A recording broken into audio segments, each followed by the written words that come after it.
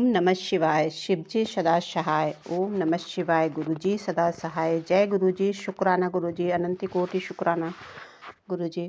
सभी संगत को जय गुरुजी। संगत जी, शिव महापुराण रुद्र संहिता भाग 5 का 15 अध्याय है और बहुत ध्यान से सभी संगत सुनेगी। इसका कुछ भाग संगत जी हो गया था, 2 भागों में डिवाइड कर दिया उसको, और आगे का भाग संगत जी बहुत ध्यान से सुनेंगे सभी संगत। संगत जी, इसमें वाणासुर की तपस्या और उसे शिव द्वारा वर प्राप्त, शिवगणों शिवगणों और पुत्रों सहित उनके नगर में निवास करना, वाणापुत्री और उमा का रात के समय स्वप्न में अनिरुद्ध के साथ मिलन, चित्रलेखा द्वारा अनिरुद्ध का द्वारका से अपहरण, बाण का अनिरुद्ध को नागपाश में बांधना और दुर्गा के स्तवन से अनिरुद्ध का बंधन मुक्त होना, नारद द्वारा समाचार पाकर श्री कृष्ण की शोणित पूर्व चढ़ाई, शिव के साथ उनका घोर युद्ध और शिव की आज्ञा से श्री कृष्ण का उन्हें जब्द षडास्त्र से मोहित करके बाण की सेना का संहार करना। संगत जी, कुछ भाग हुआ था। सनत कुमार कहते हैं कि मुने, यह सुनकर वाणासुर ने दिव्य पुष्पों की कलियों से अंजिल भरकर रुद्र की अभ्यर्चना की और फिर महादेव को प्रणाम करके वह अपने घर लौटा। तदंतर इसी समय दैवेशवश उसका वह ध्वज अपने आप टूटकर गिर पड़ा। यह देखकर वाणासुर हर्षित हो युद्ध के लिए उद्युत हो गया और वह अपने हृदय से विचार करने लगा कि कौन सा युद्ध प्रेमी योद्धा किस देश में आएगा जो नाना प्रकार के शस्त्रों का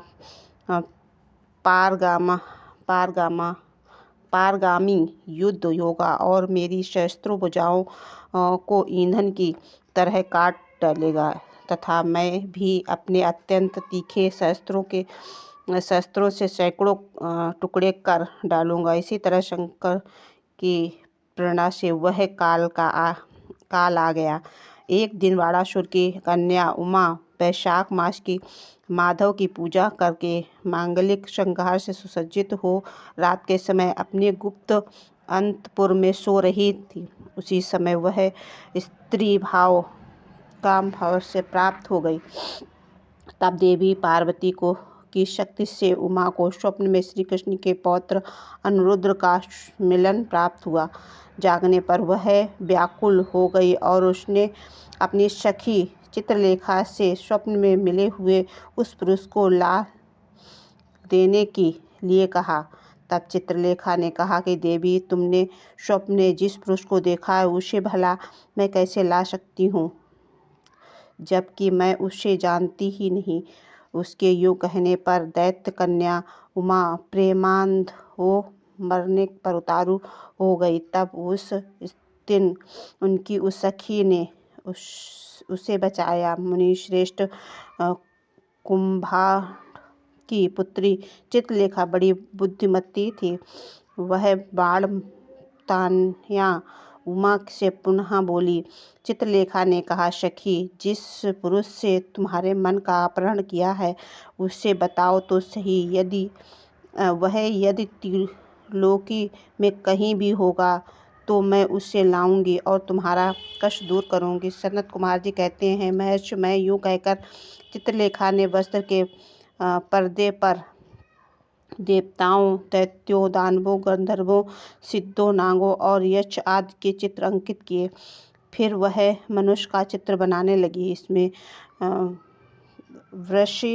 वंशियों का प्रकरण आरंभ होने पर उसने सूर, वासुदेव, राम, कृष्ण और नरश्रेष्ठ प्रद्युम्न का चित्र बनाया।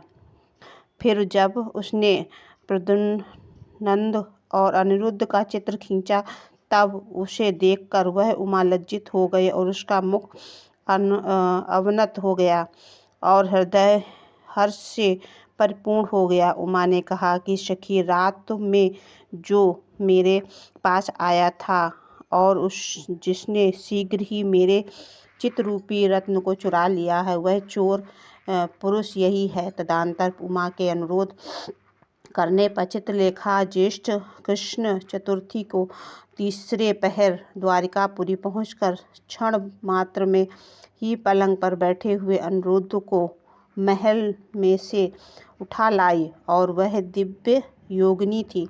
उमा अपने प्रियतम को पाकर प्रसन्न हो गई। इधर अंतपुर की द्वारिका रक्षा करने वाले बेतधारी पहरेदार चेष्टाओं तथा अनुमान से इस बात को लक्ष्य कर लिया कि उन्होंने एक दिव्य शरीरधारी दर्शनीय साहसी और समप्रिय नवयुवक को कन्या के साथ दुशीलता का आचरण करते हुए देख भी लिया।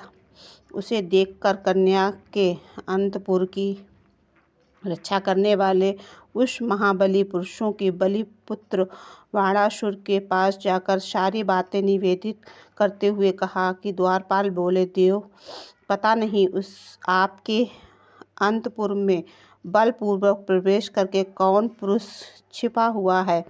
वह इंद्र तो नहीं जो भेष बदलकर आपकी कन्या का उपभोग कर रहा है। महाबाहु दानवराज, उसे वहाँ देखिए और जैसा उचित समझिए वैसा कीजिए। इसमें हम लोगों का कोई दोष नहीं है। सनत कुमार जी कहते हैं, मुनि श्रेष्ठ, द्वारपालों का वचन सुनकर, कन्याओं के दूषित होने का कथन सुनकर महाबली दानवराज बाण आश्चर्यचकित हो गया। तदनंतर वह कुपित होकर अंतपुर में जा पहुंचा। वहां उसने प्रथम अवस्था में वर्तमान दिव्य शरीरधारी अनिरुद्ध को देखा। उसे महान आश्चर्य हुआ। फिर उसने उसका बल देखने के लिए 10,000 सेनाओं को भेजकर आज्ञा दी कि इसे मार डालो। सेना ने अनिरुद्ध पर आक्रमण किया। तब अनिरुद्ध ने बात को 10,000 सैनिकों को काल के हवाले कर दिया। फिर तो असंख्य सेना पर सेना आने लगी और अनिरुद्ध उसे काल का ग्रास बनाने लगे। तदनंतर उन्होंने बाणासुर का वध करने के लिए एक शक्ति हाथ में ली तो कालनाग्नि के समान भयंकर थी। फिर उसी के रथ की बैठक में बैठकर बाणासुर का प्रहार किया। उसकी गहरी चोट खाकर वीरवर बाण उसी क्षण घोड़ों सहित वही अंतर्ध्यान हो गया। फिर वहाँ भी महावीर बलि बाणासुर से, जो महान बल संपन्न था, शिव भक्त था, छल पूर्वक नागपाश में अनिरुद्ध को बांध लिया। इसी प्रकार उन्होंने बांधकर पिंजरे में कैद करके वह युद्ध से उपराम हो गया। तत्पश्चात बाण कुपित होकर महाबली सूतपुत्र से बोला। बाणासुर ने कहा, सूतपुत्र, घास फूस से ढोके बने हुए अगाध कुएं में ढकेलकर इस पापी को मार डाला। अधिक क्या कहूँ, इसे सर्वथा मार ही डालना चाहिए। सनत कुमार जी कहते हैं, मुनि, उसकी यह बात सुनकर उत्तम मंत्रियों ने श्रेष्ठ धर्म बुद्धि निशाचर कुंभांड के बाणासुर से कहा कि कुंभांड बोला, देव, थोड़ा विचार तो कीजिए। मेरी समझ में तो यह कर्म करना उचित नहीं है प्रतीत होता है, क्योंकि इसके मारे जाने पर आपका आत्मा ही आहत हो जाएगा। पराक्रम में तो आप विष्णु के समान दिख रहा है।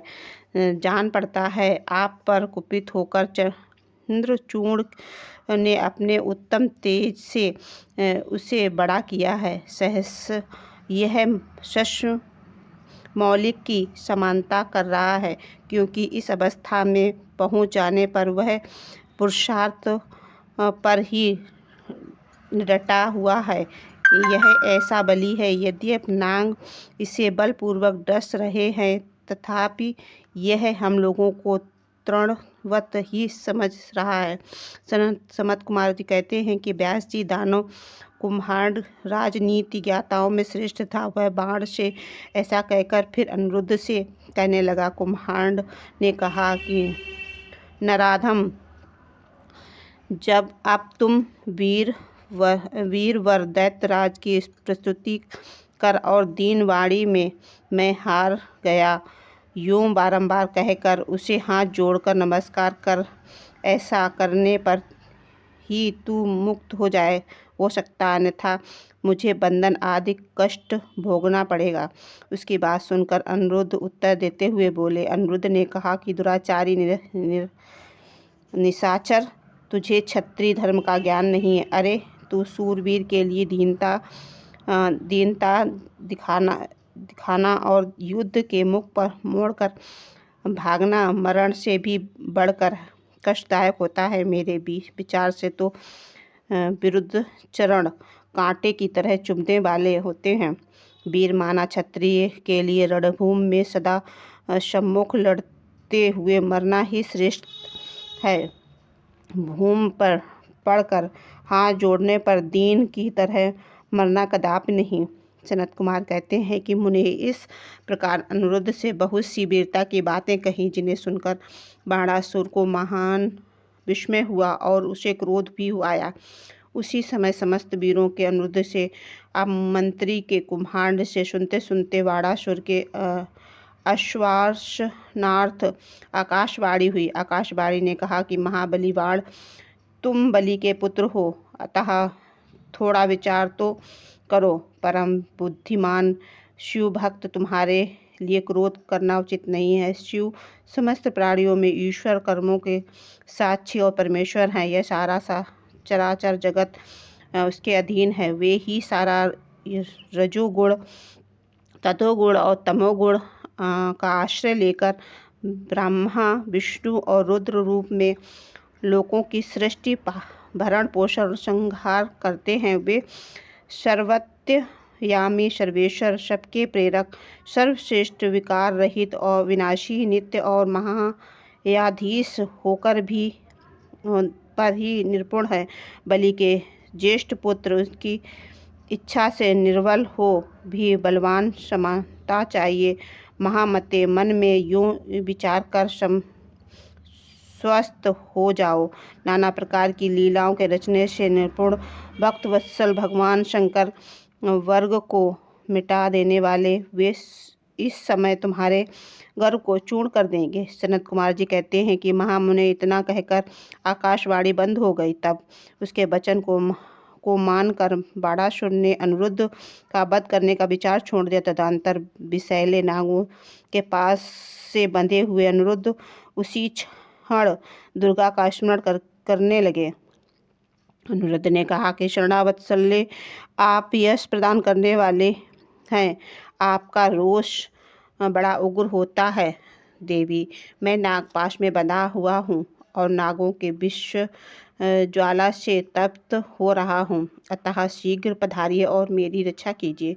सनत कुमार जी कहते हैं कि मुनीश्वर, जब अनिरुद्ध ने पिसे हुए काले कोयले के समान कृष्ण वर्ण वाली काली को इस प्रकार संतुष्ट किया, तब श्रेष्ठ कृष्ण चतुर्दशी की महारात्रि में वहाँ प्रकट हुई। उन्होंने उन सर्प रूपी भयानक बाणों से भस्मस्त करके अपने बलिष्ठ मुक्कों से आघात से उस नाग को पंजर से विदीर्ण कर दिया और इस प्रकार दुर्गा ने अनिरुद्ध को बंधन मुक्त करके उन्हें पुनः अंतपुर में पहुंचा दिया और स्वयं वहीं अंतर्ध्यान हो गई। इस प्रकार शिव की शक्ति स्वरूपा देवी की कृपा से अनिरुद्ध कष्ट से छूट गए और उनकी सारी व्यथा मिट गई। वे सुखी हो गए। तदंतर प्रद्युम्न नंद अनिरुद्ध शिव शक्ति के प्रताप से विजयी हो अपने प्रिय बाणतन को पाकर परम हर्षित हुआ। अपनी प्रेतमा उस उमा के साथ पूर्वतः सुखपूर्वक विहार करने लगे। इधर पौत्र अनिरुद्ध के अदृश्य हो जाने तथा नारद जी के मुख से बाणासुर के द्वारा नागपाश में बांधे जाने पर समाचार सुनकर 12 अक्षौहिणी सेना के साथ प्रद्युम्न आदि वीरों को साथ ले भगवान कृष्ण ने शोणितपुर चढ़ाई कर दी। उधर भगवान श्री रुद्र भी अपने भक्त के पक्ष में सज धज कर आ डटे। फिर तो श्री कृष्ण की शिव का बड़ा भयंकर युद्ध हुआ और दोनों ओर से ज्वर छोड़े गए। अंत में श्री कृष्ण ने स्वयं ही श्री रुद्र के पास जा आकर उनका स्तवन करके कहा, सर्वव्यापी शंकर, आप गुणों के निर्लिप्त होकर भी गुणों से भी गुणों का प्रकाशित है करते हैं। गिरिशाई भूषण, आप स्वप्न प्रकाश हैं। जिनकी बुद्धि आपकी माया से मोहित हो गई है, वे स्त्री पुत्र ग्रह यदि विषयों में आसक्त होकर दुख सागर में डूबते उतरते हैं। जो अजितेंद्रिय पुरुष प्रारब्धवश इस मनुष्य को जन्म को पाकर भी अपने चरणों में प्रेम नहीं करता, वह शोचनीय तथा आत्मवंचक है। भगवान अपने गर्वहारी हैं। अपने ही तो इस गर्वीले से बाण को शाप दिया था। अतः आपकी आज्ञा से मैं वाणासुर की भुजाओं का छेदन करने के लिए यहाँ आया हूँ। इसीलिए महादेव, आप इस युद्ध में निवृत्त हो जाइए। प्रभु, मुझे वाण की भुजाओं को काटने के लिए आज्ञा प्रदान कीजिए, जिससे आपका शाप व्यर्थ न हो। महेश्वर ने कहा, तात, आपने ठीक ही कहा है कि मैंने ही इस दैत्य को शाप दिया था और मेरी ही आज्ञा से आप बाणासुर की भुजाएं काटने के लिए यहाँ पधारे हैं। किंतु रामनाथ, हरे क्या करूं? मैं तो सदा भक्तों के अधीन रहता हूँ। ऐसी दशा में वीर मेरे देखते बाणों की भुजाएं कैसे काटी जा सकती हैं? इसीलिए मेरी आज्ञा से आप पहले शास्त्र द्वारा मुझे जड़भ्यस्त कर दीजिए और तत्पश्चात अपना अभिष्ट कार्य संपन्न कीजिए और सुखिए होइए। सनत कुमार जी कहते हैं, मुनीश्वर शंकर जी को यो कहकर शंकर प्राणी श्री हरि महान विस्मय हुआ। वे अपने युद्ध स्थान पर आकर परम आनंदित हुए और व्यास जी के तदंतर नाना प्रकार के अस्त्रों से चालन से निपुण श्री हरि तुरंत ही अपने धनुष से जंभ शास्त्र का साधन करके उसे पिनाक पाणी शंकर पर छोड़ दिया और इस प्रकार श्री कृष्ण जंभ शास्त्र द्वारा जड़ित हुए शंकर को मुंह में डालकर खंड, गदा आदि ऋषि आदि से वाण की सेना का संहार करने लगे। जय गुरु जी। शुक्राना गुरु जी, अनंत कोटि शुक्राना। गुरु पिता, आपकी बेटी से पढ़ने में कुछ गलती हो तो उसको क्षमा करना। शुक्राना सभी संगत को। जय गुरु जी। शुक्राना गुरु जी। शुक्राना।